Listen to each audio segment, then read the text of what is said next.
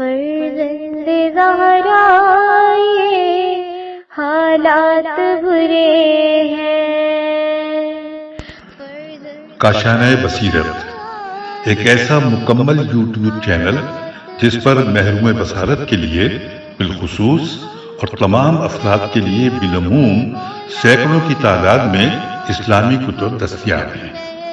لہذا گزارش ہے کہ آپ اپنی ذمہ داری نبھاتے ہوئے کاشانۂ بصیرت کو سبسکرائب کرنے کے ساتھ ساتھ بیل آئیکن کو پریس کیجیے تاکہ آپ علم کے حصول کے ساتھ ساتھ مذہب اہل بیت کی اشاعت میں بھی اہم کردار ادا کرتے رہیں۔ کاشانۂ بصیرت، کاشانۂ بصیرت، کاشانۂ بصیرت۔ فرزند زہرا یہ حالات برے ہیں۔ السلام علیکم ورحمۃ اللہ وبرکاتہ۔ سامعین، آپ سماعت فرما رہے ہیں تاریخ اسلام میں بی بی عائشہ کا کردار۔ مؤلف ہیں علامہ سید مرتضیٰ عسکری صاحب۔ ترجمہ کیا ہے عطا محمد سردار نیا نے۔ فصل اول شروع ہو رہی ہے اور عنوان ہے ازواج رسول صلی اللہ علیہ وآلہ وسلم۔ زینب بنت حشس۔ رسول اکرم صلی اللہ علیہ وآلہ وسلم کے ازواج کے یہاں تک جتنے واقعات بیان کیے گئے ہیں ان میں زیادہ تر کی حکمت واضح ہے، لیکن زینب سے ازواج کی حکمت دوسری ہی ہے۔ اس حکمت کو بیان کرنے کے لیے ایک مقدمے کی ضرورت ہے، وہ یہ کہ جہاں تک میری واقفیت ہے دنیا کے اصلاح پسند اپنے معاشرتی اصلاح کے منصوبے نافذ کرنے کے لیے دوسروں سے پہلے خود ہی اس پر عمل کرتے ہیں۔ اپنا اصلاحی اقدام خود اپنے خاندان والوں سے شروع کرتے ہیں۔ اس سلسلے میں ہر طرح کی فداکاری جو مقصد کے لیے ضروری ہے اٹھائے رکھتے ہیں۔ اس کے بعد وہ اپنے قریبی لوگوں، رشتہ داروں اور بعد میں دوسرے افراد بشر کو اس پر عمل کرنے کی دعوت دیتے ہیں۔ پیغمبر خدا صلی اللہ علیہ وآلہ وسلم یکتا مصلح عالم بشریت تھے، وہ بھی اس قانون سے مستثنیٰ نہیں تھے۔ انہوں نے معاشرے کی اصلاح اور جاہلیت کے ناپسندیدہ عادات اور رسوم کو ختم کرنے کے لیے بحکم خدا پہلے اپنوں ہی سے تبلیغ شروع کی۔ اسی بنیاد پر انہوں نے حجۃ الوداع کے موقع پر فرمایا تھا کہ سب سے پہلے سود جسے میں کالعدم قرار دیتا ہوں میرے چچا عباس کا سود ہے۔ حاشیے میں لکھا ہے کہ رسول خدا کے چچا عباس زمانۂ جاہلیت میں مشہور سود خور تھے۔ پھر آپ کہتے ہیں کہ آپ صلی اللہ علیہ وسلم فرماتے ہیں کہ ہر خون جو جاہلیت کے زمانے میں بہایا گیا وہ باطل ہے، اور سب سے پہلا خون جسے میں باطل قرار دے رہا ہوں وہ ربیہ کے فرزند کا ہے، اور یہ خاندان عبد المطلب کا فرد ہے۔ حاشیے میں تفصیل موجود ہے کہ خاندان عبد المطلب کے فرد ربیہ کا شیرخوار فرزند قبیلہ بنی لیث میں تھا، جسے قبیلہ حزیل کے افراد نے غلطی سے قتل کر دیا تھا۔ بنی ہاشم اس تاریخ تک جبکہ رسول نے یہ اعلان فرمایا اس شیرخوار کے اس قبیلے کے لوگوں سے قصاص کے خواہاں تھے۔ رسول خدا صلی اللہ علیہ وآلہ وسلم کی سیرت میں اس مفہوم کے تاریخی شواہد بہت زیادہ ہیں۔ زینب بنت حشس کے ازواج کا واقعہ اسی قسم کا ایک نمونہ ہے جسے رسول خدا نے جاہلیت اور نادانی کی بنیاد پر استوار اس رسم جاہلیت کو ختم کرنے کے لیے انجام دیا۔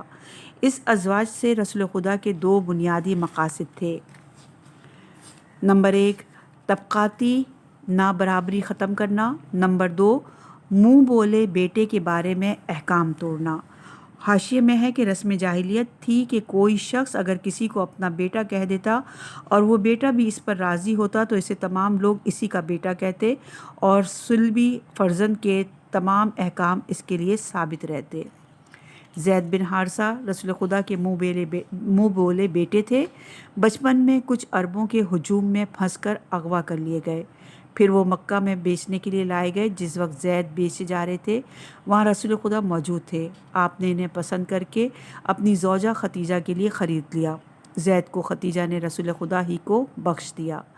زید کے ماں باپ اپنے جگر گوشے کے غائب ہونے سے سخت غم اور اندھوں میں مبتلا تھے۔ ان لوگوں کو زید کی کچھ خبر نہیں تھی۔ ایک دن اچانک ٹکراؤ ہو گیا اور زید کے افراد قبیلے کی نظر زید پر پڑ گئی۔ دونوں نے ایک دوسرے کو پہچان لیا۔ زید نے ان لوگوں کے ذریعے کچھ اشعار لکھ کر اپنے ماں باپ کے پاس پیغام بھجوایا: آپ لوگ میرے بارے میں رنجیدہ نہ ہوں، میں عرب کے سب سے شریف قبیلے میں زندگی بسر کر رہا ہوں، یہاں مجھے تمام قسم کے آسائش میسر ہے۔ زید کے باپ اور چچا کو جب زید کے حال اور مقام کی اطلاع ہوئی تو بھاری رقم لے کر مکہ کی طرف چلے، اس امید پر کہ زید کو خرید لیں گے۔ جب یہ لوگ رسول خدا کی خدمت میں آئے تو اپنے آنے کا مقصد بیان کیا۔ حضرت صلی اللہ علیہ وآلہ وسلم نے فرمایا: اگر زید مجھ سے جدا ہونا چاہے تو مجھے کوئی اعتراض نہیں۔ پھر آپ نے زید کو بلایا۔ جب زید آئے تو اپنے باپ اور چچا کو پہچان لیا اور تصدیق کی کہ یہی میرے باپ اور چچا ہیں۔ اس وقت رسول خدا نے زید سے ان کے باپ اور چچا کے آنے کا مقصد بیان کیا اور فرمایا کہ تم آزاد ہو چاہے میرے ساتھ رہو یا اپنے باپ کے ساتھ جاؤ۔ زید نے جواب دیا: میں ہرگز کسی شخص کو بھی آپ کے اوپر ترجیح نہیں دوں گا۔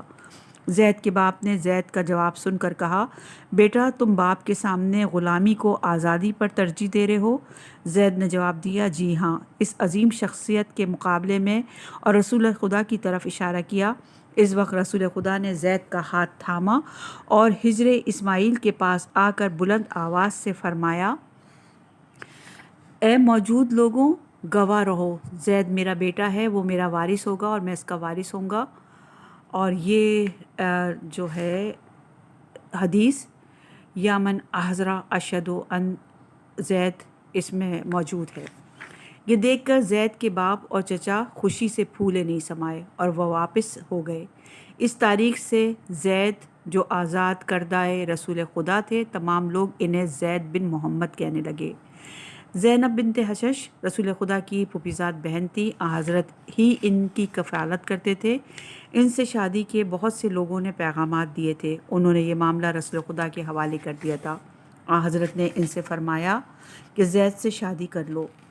زینب نے یہ سنا تو بھڑک اٹھی، کہنے لگی: میں آپ کی پھوپھیزاد بہن ہوں اور آپ مجھے اپنے آزاد کردہ شخص کے حوالے کر رہے ہیں۔ زینب کے بھائی بہن بھی طبقاتی اختلاف کی وجہ سے اس بات پر راضی نہیں تھے۔ اسی وقت خدا کی طرف سے یہ حکم نازل ہوا: کسی مومن مرد یا عورت کو یہ اختیار نہیں کہ جب خدا اور رسول کسی امر کے بارے میں فیصلہ کر دیں تو وہ بھی اپنے امر کے بارے میں صاحب اختیار ہو جائے، اور جو بھی خدا اور رسول کی نافرمانی کرے گا وہ بڑی کھلی ہوئی گمراہی میں مبتلا ہوگا۔ اس آیت نے تینوں کے بارے میں اعلان کر دیا کہ وہ خاموشی سے رسول کے فیصلے کو مان لیں۔ زینب نے زید سے اپنی شادی کی آمادگی ظاہر کر دی۔ رسول خدا نے اپنے اس مقصد کے ماتحت، جس میں طبقاتی نابرابری اور اشراف گیری کا زوم ختم کرنا تھا، زینب کی زید سے شادی کر دی۔ زید کے گھر زینب چلی گئیں، وہیں ایک دوسری عورت ایمن جو آزاد کردہ رسول خدا تھی اور ان کے فرزند کے ساتھ رہنے لگیں۔ انہوں نے بات مانی کہ یہ طرز زندگی زینب کو رنجیدہ کرنے والا ہے، اسی وجہ سے زید کے ساتھ بدسلوکی کرنے لگیں۔ بات یہاں تک بڑھی کہ زید نے رسول خدا سے شکایت کی اور اجازت مانگی کہ زینب کو طلاق دے دیں، لیکن رسول خدا نے فرمایا کہ خدا سے ڈرو اور اپنی زوجہ کو طلاق مت دو۔ لیکن زینب کی بدسلوکی نے زید کو اس قدر پریشان کیا کہ ان کے اصرار کی وجہ سے رسول خدا بھی زینب کو طلاق دینے پر رضامند ہو گئے اور زید نے زینب کو طلاق دے دی۔ جب زینب کی عدت طلاق کی مدت ختم ہوئی تو رسول خدا کو حکم خداوندی ہوا کہ ایک دوسری رسم جاہلیت ختم کرنے کے لیے زینب سے شادی کر لیں، تاکہ لوگ عملی حیثیت سے دیکھ لیں کہ منہ بولے بیٹے کے لیے و سلبی فرزند کے احکام ثابت نہیں ہیں۔ اگر کسی کا منہ بولا بیٹا طلاق دے دے تو اس سے شادی کر لے۔ اس معاملے کو نافذ کرنا رسول خدا کے لیے بڑا مشکل تھا۔ وہ لوگوں کی باتوں کو دیکھ رہے تھے، یہاں تک کہ یہ آیت نازل ہوئی جس سے حضرت کی روحانی حالت اور شدید بے چینی ظاہر ہوتی ہے۔ آیت ہے کہ تم لوگوں سے ڈرتے ہو، حالانکہ خدا اس کا زیادہ سزاوار ہے کہ اس سے ڈرا جائے۔ جب زید نے اپنی حاجت پوری کر لی تو ہم نے اس عورت کا تم سے کر دیا تاکہ مومنین کے منہ بولے بیٹوں کی بیویوں سے عقد کرنے میں کوئی حرج نہ رہے۔ اور یہ روایت ہے ہیلہ ابو نعیم جلد نمبر 3 صفحہ نمبر 2 جلد نمبر 53 پہ، اور دوسرے ہے حالات زینب اور تفسیریہ کے لیے مجموع البیان، اور مزید تفسیر کے لیے مجموع البیان ملاحظہ کیجیے۔ اس واضح آیت کے بعد رسول خدا نے زینب سے شادی کر لی۔ ان تمام باتوں سے معلوم ہو گیا کہ رسول خدا کی زیادہ تر شادیوں کی حکمت اور مصلحت یہ تھی کہ معاشرے میں احکام الہی کا نفاذ ہو اور جاہلیت کے زمانے سے چلی ہوئی رسمیں، ناپسندیدہ رسموں کو ختم کیا جائے۔ اس میں آپ کی خواہش نفس اور جسمانی اور جنسی شہوت ذرا بھی دخل انداز نہیں تھی۔ عنوان ہے وہ خواتین جنہوں نے بے مہر اپنے کو رسول خدا صلی اللہ علیہ وآلہ وسلم کے لیے پیش کیا۔ کچھ دوسری عورتیں بھی تھیں جنہوں نے بغیر مہر اپنے کو رسول خدا کی خدمت میں پیش کیا۔ اس پیشکش کو قرآن نے لفظ وہبت سے تعبیر کیا ہے، واو دو چشمی ہے بے تے۔ اس کی غرض یہ تھی کہ کچھ لوگوں نے خود ہی اپنے آپ کو بغیر مہر کے پیش کیا تھا کہ آپ انہیں اپنے حیلہ عقد میں لے لیں۔ سیرت و تاریخ کی کتابوں میں ان چند عورتوں کا نام ملتا ہے، ان میں خولہ بنت حکیم بھی تھی۔ خولہ بنت حلالیہ یہاں لکھا ہے، وہاں پہ خولہ بنت حکیم حلالیہ، یہ ہاتھی والا ہے لام الف لا لام یہ۔ خولہ ان خواتین میں تھیں جنہوں نے اپنے کو پیغمبر کے لیے ہبہ کیا۔ رسول خدا نے جواب میں ٹال مٹول دکھائی۔ وہ پیغمبر کے گھر میں خدمت کرتی تھیں، یہاں تک کہ آپ نے ان کا نکاح عثمان بن مظنون سے کر دیا۔ وہ عثمان کی وفات تک انہی کے گھر میں رہیں۔ دوسری خواتین، سہل سعدی کی روایت ہے کہ ایک عورت خدمت رسول میں آئی اور اپنے آپ کو آپ کے حوالے کرتے ہوئے پیش کیا کہ رسول نے جواب میں سکوت فرمایا۔ وہاں ایک مسلمان موجود تھا، اس نے عرض کی، یا رسول اللہ، اگر آپ کو اس عورت کی حاجت نہیں تو اس کی شادی میرے ساتھ کر دیجئے۔ حضرت نے فرمایا، اس عورت کو کیا مہر دو گے؟ اس نے عرض کیا کہ یہی لباس جو میرے بدن پر ہے۔ حضرت نے فرمایا، اگر یہ لباس جو پہنے ہوئے ہو اسے دے دو گے تو تم خود برہنہ ہو جاؤ گے، کوئی دوسری چیز دو۔ اس نے عرض کی، اس کے سوا تو میرے پاس کچھ نہیں۔ حضرت صلی اللہ علیہ وآلہ وسلم نے فرمایا، چاہے ایک لوہے کی انگوٹھی ہی ہو۔ اس نے عرض کی، میرے پاس وہ بھی نہیں۔ حضرت نے فرمایا، کیا تمہیں کچھ قرآن کی سورے یاد ہیں؟ اس نے کہا، جی ہاں، مجھے فلاں فلاں صورتیں یاد ہیں۔ اس نے کئی صورتوں کے نام لیے۔ حضرت صلی اللہ علیہ وآلہ وسلم نے فرمایا، میں اس عورت کی شادی تم سے انہی قرآنی سوروں کے بدلے کرتا ہوں جو تمہیں یاد ہیں۔ سیرت کی کتابوں میں دوسری چند خواتین کے نام بھی ملتے ہیں جنہوں نے اپنے آپ کو رسول اللہ کے لیے ہبہ کیا۔ ان میں ام شریک، ام لیلہ کا نام ہے۔ یہ خواتین خدمت رسول میں جس طرح پہنچی، ان کی دل خراش داستانیں کتابوں میں ملتی ہیں، لیکن رسول خدا نے ان میں سے کسی سے بھی شادی نہیں کی۔ عنوان ہے رسول کے لیے حکم خصوصی۔ گزشتہ صفحات میں ان با ایمان خواتین کے کچھ حالات بیان کیے گئے جو اس وقت مدینے میں تھیں۔ ہم نے بھی یہ دیکھا کہ کس طرح اسلام کی بلند مصلحتوں کے پیش نظر رسول خدا نے مختلف سرکش قبائل سے اپنائیت اور ازواج کا سلوک اپنایا۔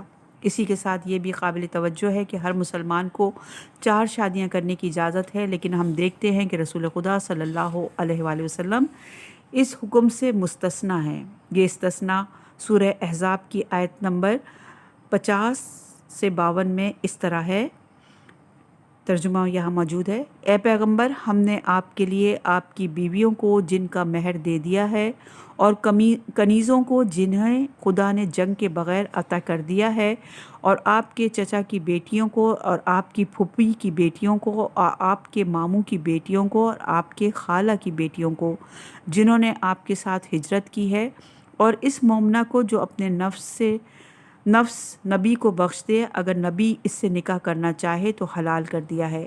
یہ صرف آپ کے لیے ہے، باقی دوسرے مومنین کے لیے نہیں ہے۔ ہمیں معلوم ہے کہ ہم نے ان لوگوں پر ان کی بیویوں اور کنیزوں کے بارے میں کیا فریضہ قرار دیا ہے تاکہ آپ کے لیے کوئی زحمت اور مشقت نہ ہو۔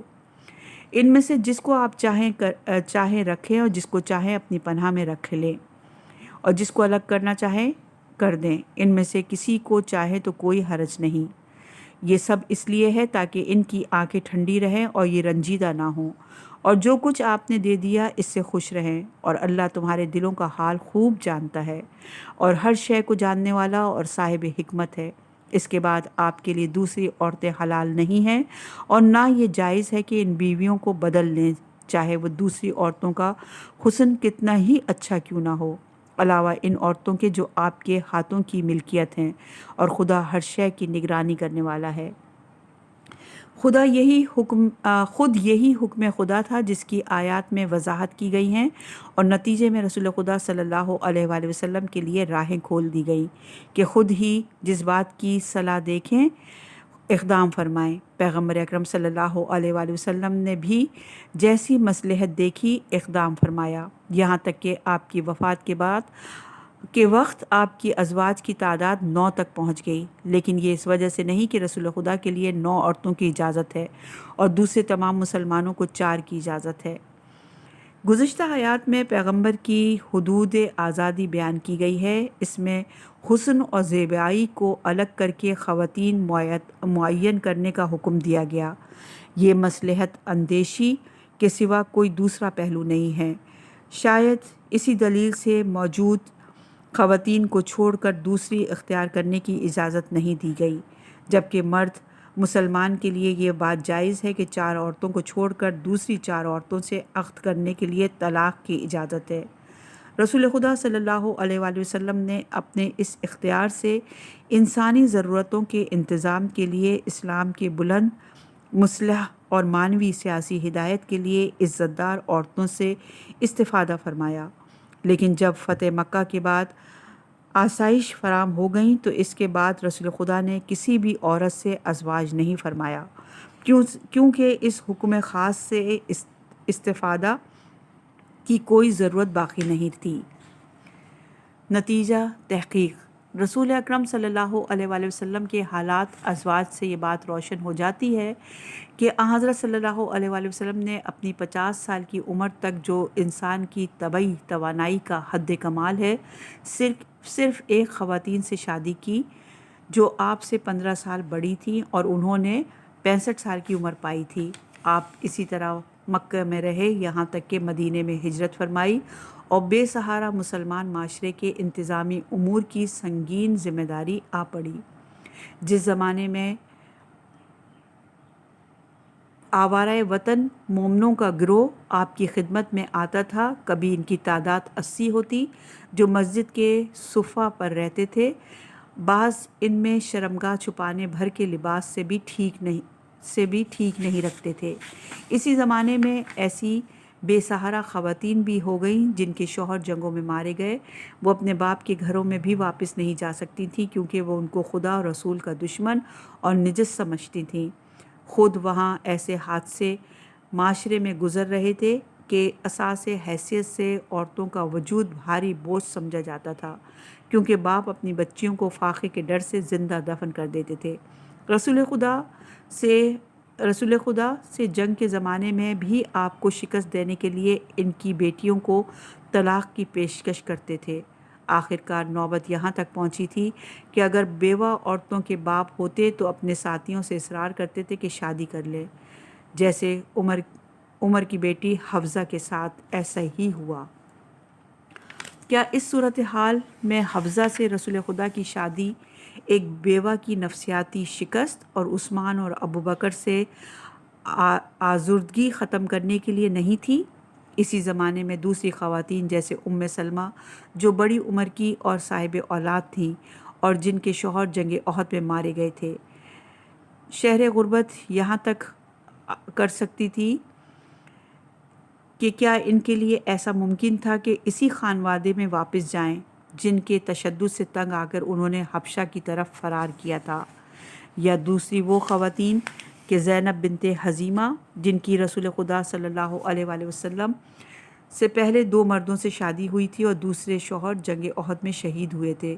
وہ اپنی زندگی کے دن کیسے کاٹ سکتی تھیں؟ اسی طرح ابو سفیان کی بیٹی ام حبیبہ جو اپنے خاندان کی سختیوں سے تنگ آ کر اپنے شوہر کے ساتھ حبشہ بھاگ گئی تھی، وہاں ان کے شوہر کا انتقال ہو گیا۔ ان کی بے چارگی کا درما سوائے اس کے اور کیا تھا کہ رسول کے زیر سایہ آ جائے۔ ام حبیبہ اسی ابو سفیان کی بیٹی ہیں جس نے اسلام کا نام و نشان مٹانے اور رسول خدا کو ذلیل کرنے کے لیے کوئی دقیقہ اٹھا نہیں چھوڑا۔ رسول خدا صلی اللہ علیہ وآلہ وسلم کے خلاف جو بھی سرکشی کا پرچم بلند ہوا، اس کا بانی ابو سفیان تھا۔ آپ نے اسی ابو سفیان کی آبرو کا اس طرح تحفظ فرمایا کہ جس کا گمان بھی نہیں کیا جا سکتا تھا۔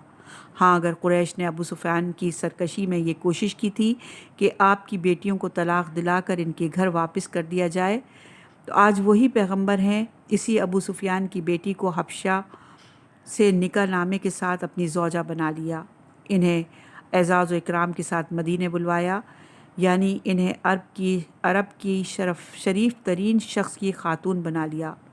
رسول خدا خانوادہ عبدالمطلب سے جو تھے، یہی وہ بات تھی کہ ابو سفیان جھومنے لگا اور ایسا جملہ زبان سے نکلا جو ہمیشہ کے لیے ضرب المثل بن گیا۔ یہ وہ مرد ہے کہ اس کی ناک نہیں رگڑی جا سکتی، اس کے دماغ پر ہتھوڑا نہیں لگایا جا سکتا۔ ایسی کردار کی عظمت کا رد عمل تمام بنی امیہ کے افراد خاندان میں کیا تھی جو کچھ گزشتہ صفحات پہ نقل کیا گیا، اس کی مثال میرے علم میں تو نہیں ہے، لیکن اس واقعے کی نظیر جو مجھے معلوم ہے قبیلہ بنی مستلق کے سردار کی بیٹی کی شادی کا واقعہ ہے، تفصیلی انداز میں نظر آتا ہے۔ قبیلہ بنی مستلق خزامہ کی ایک شاخ تھی اور مدینے سے 5 منزل پر یہ لوگ رہتے تھے۔ اس کا سردار حارث رسول خدا صلی اللہ علیہ وآلہ وسلم سے جنگ کرنے کے لیے قبائل عرب کو ملا کر ایک بڑا لشکر تیار کر چکا تھا۔ ناگہاں رسول خدا نے اچانک ان پر حملہ کر دیا۔ اس وقت دوسرے قبائل جو اس کی کمک میں آئے تھے سبھی بھاگ گئے۔ رسول خدا نے ان سے اسلام قبول کرنے کو کہا، انہوں نے قبول نہیں کیا۔ جنگ بھڑک اٹھی، حارث کے قبیلے نے شکست کھا کر ہتھیار ڈال دیے۔ قیدیوں میں خود حارث کی بیٹی بھی تھی۔ جس انصاری نے اسے اسیر کیا تھا، رسول خدا نے اس کو خرید کر آزاد کر دیا، پھر اس سے خود ہی عقد کر لیا اور اپنی ازواج میں شامل کر لیا۔ حالانکہ اگر چاہتے تو بطور کنیز اس سے ہم بستر ہوتے۔ مسلمانوں نے اس ازواج کے احترام میں اپنے تمام قیدیوں کو آزاد کر دیا۔ اس اعلیٰ ظرفی کی خبر حارث کو ملی تو مدینہ آیا اور اسلام قبول کر لیا۔ اس کے بعد تمام قبیلے والے مسلمان ہو گئے۔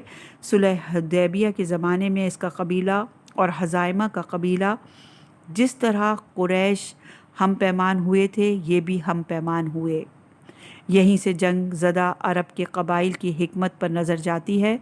وہ لوگ جب چاہتے صلح اور آشتی قائم ہو تو ظالم قبیلہ مظلوم قبیلے کو اپنی بیٹی دے دیتا تھا۔ اس طرح شادی بیاہ کے ذریعے سیاسی رابطہ برقرار ہو جاتا تھا۔ واضح بات ہے کہ رسول خدا کی تمام شادیاں اسی قاعدے سے مستثنیٰ نہیں تھیں۔ مثلاً صفیہ سے آپ کا نکاح جو خیبر کے یہودی سردار کی بیٹی تھی، یا ریحانہ جو بنی نذیر کے یہودیوں میں سے تھی اور اس کا شوہر بنی قریظہ کا یہودی تھا۔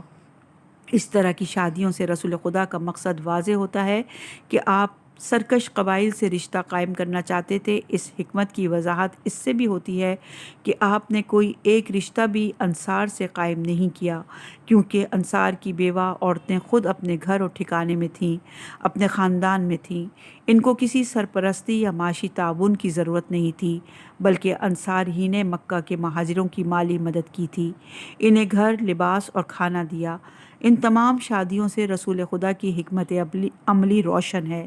صرف 2 مواقع ایسے ہیں کہ جن کے تجزیے کی ضرورت ہے۔ پہلے تو عائشہ سے آپ کی شادی کیوں کہ رسول خدا نے ان سے 9 سال پورے ہوتے ہی ازواج فرمایا، اور خود ہی یہ رواج موجودہ عادات کے مخالف ہے اور جو لوگ شہری زندگی بسر کرتے ہیں ان کی خصوصیات سے میل نہیں کھاتا۔ اس اعتراض کے جواب میں اول تو ہم یہ کہیں گے کہ اس عہد کے زمانی اور مکانی حالت کو آج کے زمانی اور مکانی حالت پر قیاس کرنا غلط ہے۔ ہم یہ بھی کہیں گے کہ خود رسول صلی اللہ علیہ وآلہ وسلم نے ہی ایسی کم عمر میں شادی نہیں کی، بلکہ آپ نے بھی اپنی پیاری بیٹی کا عقد 9 سال ہی کی عمر میں کیا، اور یہ بات اسلامی قانونی لحاظ سے صحیح ہے۔ دوسرے یہ کہ انسان کی فطرت ہے کہ گرم شہروں میں جلد بالغ ہو جاتے ہیں اور جلد ہی ٹوٹ پھوٹ بھی جاتے ہیں۔ یہ چیز آج ہندوستان میں دیکھی جا سکتی ہے۔ وہاں کی اکثر لڑکیاں جلد بالغ اور بچے والی ہو جاتی ہیں اور جلد ہی بوڑھی بھی ہو جاتی ہیں۔ اسی کے مقابل تبتی کوہساروں کا معاملہ اس سے الٹا ہے، جیسا کہ کہا جاتا ہے کہ وہاں مردوں کا سن کبھی کبھی 2 سال تک پہنچ جاتا ہے اور 100 سال میں جوان نظر آتے ہیں۔ دوسرا واقعہ زینب بنت حشش کے نکاح کا ہے، جو رسول کے منہ بولے بیٹے اسامہ کی مطلقہ تھیں۔ اس ازواج کی حکمت میں نے وہیں بیان کر دی۔ ان تمام تجزیوں سے رسول خدا کی متعدد ازواج کی حکمت واضح ہے۔ پھر ان کے بارے میں یہ سوال پیدا ہوتا ہے کہ آخر کیا بات ہوتی کہ رسول خدا کے بیان کے خلاف بدگمانی اور غلط فہمی تعداد ازواج کے بارے میں پیدا ہو گئی؟ اس سوال کا جواب یہ ہے کہ جس وقت ہم نے حدیث و سیرت کے تجزیے کے تو ہم نے دیکھا کہ تمام غلط فہمیاں صرف اور صرف ان حدیثوں سے رسول خدا کے عورت باز ہونے کی نعوذ باللہ کی نشاندہی ہوتی ہے، اور خود یہی اہم ترین مسئلہ اس کتاب کے لکھنے کا سبب بنا ہے۔ آئندہ فصلوں میں ہم بعض روایات پر بحث کریں گے۔ عائشہ رسول اللہ صلی اللہ علیہ وآلہ وسلم کے گھر میں رشق اور غیرت۔ ہم نے بتایا کہ عائشہ نفسیاتی اعتبار سے بلند پرواز، جاہ طلب، تندخو اور شوہر کے لیے دل میں رشق برتنے والی تھیں۔ وہ شوہر کے دل میں دوسروں کو جاگزی نہیں دیکھ سکتی تھیں۔ ان کی شدید غیرت اور حسد کا نمونہ اس وقت نظر آتا ہے جب رسول خدا نے وقتی مصلحت کے تحت دوسری شادی کی۔ عائشہ کا حسد اس وقت سامنے آتا ہے جب ام سلمہ، زینب اور دوسری خواتین رسول اللہ کے گھر میں آئیں، اور اس دور میں ان لوگوں کا نام درمیان میں آتا ہے اور بے جھجک اپنے اندرونی احساسات کو بغیر کسی پردہ پوشی کے ظاہر کیا ہے، اور اپنی شدید غیرت کو لچر اور بے بنیاد خیالات میں بیان کیا، خاص کر ان راتوں میں جب رسول خدا صلی اللہ علیہ وآلہ وسلم عبادت کے لیے گھر سے نکلتے ہیں۔ رسول خدا اندھیری راتوں میں جس وقت کے تمام دنیا سکون اور اطمینان سے سو رہی ہوتی ہے، اپنے خدا سے راز و نیاز میں مصروف ہو جاتے۔ کچھ رات گزرتی تو خدا سے خلوت اور عبادت کرتے۔ اس قسم کی عبادت کا اقدام اس طرح ہوتا کہ رسول خدا کی ہر رات کسی زوجہ کے لیے مخصوص ہوتی۔ یہی وجہ تھی کہ کچھ رات گزارنے کے بعد گھر سے نکلتے، جیسے مسجد میں یا بقیع کے قبرستان میں جاتے اور وہیں عبادت کرتے۔ اسی طرح ایک رات جب کہ عائشہ کی باری تھی، رسول خدا کو انہی کے گھر رہنا تھا۔ جس وقت رسول خدا صلی اللہ علیہ وآلہ وسلم نے خدا کی عبادت میں کچھ رات گزارنے کے بعد عبادت کے لیے گھر سے قدم نکالا، عائشہ کی نسوانی رشک اور غیرت بھڑک اٹھی۔ انہوں نے رسول خدا کا تعقب کیا، ان کے پیچھے پیچھے چلیں تاکہ یہ دیکھیں رسول خدا کہاں جا رہے ہیں اور کیا کر رہے ہیں۔ عائشہ نے خود ہی مختلف مواقع اور مختلف راتوں میں اس تعقب کے نمونے بیان کیے ہیں۔ آئیے ہم انہی کی زبانی سنیں۔ راتوں کا تعقب۔ عائشہ کہتی ہیں کہ ایک رات میں نے محسوس کیا رسول اللہ صلی اللہ علیہ وآلہ وسلم اپنے بستر پر نہیں ہیں۔ میرے غم و غصے سے بھرے اور وسوسے اور خیالات نے ان گمان پر مجبور کیا کہ یقینی طور سے کسی دوسرے عورت کے یہاں گئے ہوں گے۔ یہ 100 چکر میں اپنی جگہ سے اٹھی اور انہیں تلاش کرنے لگی۔ ناگہاں انہیں مسجد میں پایا۔ وہ مسجد میں پڑے فرما رہے تھے، رب اغفر لی، خدا مجھے بخش دے۔ ایک اور جگہ فرماتی ہیں کہ میں نے ایک رات دیکھا کہ پیغمبر خدا اپنے بستر پر نہیں ہیں۔ میں نے دل میں سوچا کہ یقیناً کسی دوسری زوجہ کے یہاں گئے ہوں گے۔ کان کھڑے کر کے ادھر ادھر تلاش کرنے لگی۔ ناگہاں دیکھا کہ بارگاہ خداوندی میں رکوع کر رہے ہیں۔ اور یہ روایت مسند احمد میں جلد نمبر 6 صفحہ نمبر 151 پر ہے۔ ان کا یہ بھی بیان ہے کہ میں نے ایک رات آپ کو اپنے بستر پر نہیں پایا، انہیں ڈھونڈنے کے لیے اپنی جگہ سے اٹھی اور تاریک رات میں ہر طرف سے بے اختیار ہاتھ چلانے لگی۔ اچانک میرا ہاتھ ان کے تلوؤں پر پڑ گیا۔ وہ مسجد کے اندر بارگاہ خداوندی میں سجدے کی حالت میں فرما رہے تھے۔ اور یہ روایت بھی مسند احمد جلد نمبر 6 صفحہ نمبر 58 اور جلد نمبر 6 میں صفحہ نمبر 201 پہ بھی موجود ہے۔ اسی طرح وہ فرماتی ہیں کہ ایک رات میری باری تھی کہ رسول خدا میرے گھر رات بسر کریں۔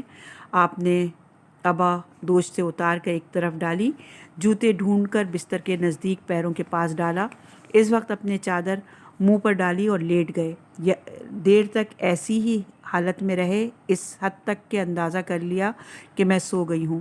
پھر آپ اپنی جگہ سے اٹھے، دھیرے سے اپنی ابا اٹھائی، اس طرح جوتے پہنے کہ آواز نہ ہو۔ پھر آپ نے کواڑ کھولا اور گھر سے اس طرح نکلے کہ پیروں کی چاپ بھی سنائی نہ دی۔ میں بغیر کچھ سوچے اپنی جگہ سے اٹھی، اپنے کپڑے پہنے، اوڑھنی سر پر ڈالی، ابا کھینچ کر تیزی کے ساتھ گھر سے نکلی اور ان کا پیچھا کرنے لگی۔ میں نے انہیں بقیع کے قبرستان میں پایا۔ رسول خدا وہاں بیٹھے اور کافی دیر ٹھہرے رہے۔ پھر میں نے دیکھا کہ 3 بار ہاتھوں کو آسمان کی طرف بلند کیا اور پھر واپس ہوئے۔ میں بھی واپس ہوئی اور تیز بڑھنے لگی، میں بھی تیز چلنے لگی اور وہ تیزی سے قدم بڑھاتے اور میں نے بھی ایسا ہی کیا۔ وہ دوڑنے لگے اور میں بھی دوڑی، آخر کار ان سے پہلے گھر میں آ گئی اور بس اتنی دیر کہ اپنے کپڑے اتار لیے اور لیٹ گئی۔ اتنے میں رسول خدا آ گئے۔ اس وقت میری سانس پھول رہی تھی۔ رسول خدا نے فرمایا، اس طرح تیز سانس کیوں لے رہی ہو؟ کچھ نہیں اے خدا کے رسول، تم خود کہو گی یا پھر میرا واقف کار خدا اس راز سے آگاہ کرے گا۔ میرے ماں باپ فدا ہوں، بات اصل میں ایسی اور ایسی ہی تھی۔ اچھا تو وہ سیاہی جو میرے آگے آگے تھی وہ تم تھی۔ جی ہاں، اس وقت رسول خدا نے ہتھیلی سے میری پشت پر اس قدر زور سے مارا کہ درد ہونے لگا۔ تو نے ایسا گمان کیا تھا کہ خدا اور رسول تیرے اوپر ظلم کریں گے؟ اور یہ روایت بھی مسند احمد جلد نمبر 6 صفحہ نمبر 58 میں موجود ہے اور صفحہ نمبر 201 پر بھی موجود ہے۔ پھر آگے بیان کرتی ہیں کہ ایک رات رسول خدا میرے پاس سے نکل کھڑے ہوئے، میری غیرت اور حسد جوش میں آ گئی، غصے میں بھر گئی۔ جب حضرت واپس آئے اور میرا حال دیکھا تو وجہ پوچھی اور فرمایا، عائشہ تجھے کیا ہو گیا ہے؟ پھر بھی تو حسد اور غصہ کرتی ہے؟ آخر میری جیسی آپ جیسے کی حسد کیوں نہ کرے؟ تو پھر اپنے شیطان کے جال میں پھنس گئی ہے۔ یہ بھی بیان کیا کہ جب کچھ رات گزر گئی، رسول خدا اٹھے اور گھر سے نکل گئے۔ میں نے گمان کیا کہ کسی زوجہ کے گھر گئے ہوں گے۔ میں پھر اٹھی اور دھیرے دھیرے ان کا پیچھا کرنے لگی، یہاں تک کہ آپ بقیع کے قبرستان میں گئے۔ وہاں آپ بیٹھ گئے اور ان مومنوں سے جو ابدی نیند سوئے ہوئے تھے خطاب فرمایا، اے گروہ مومن، تم پر صلوات۔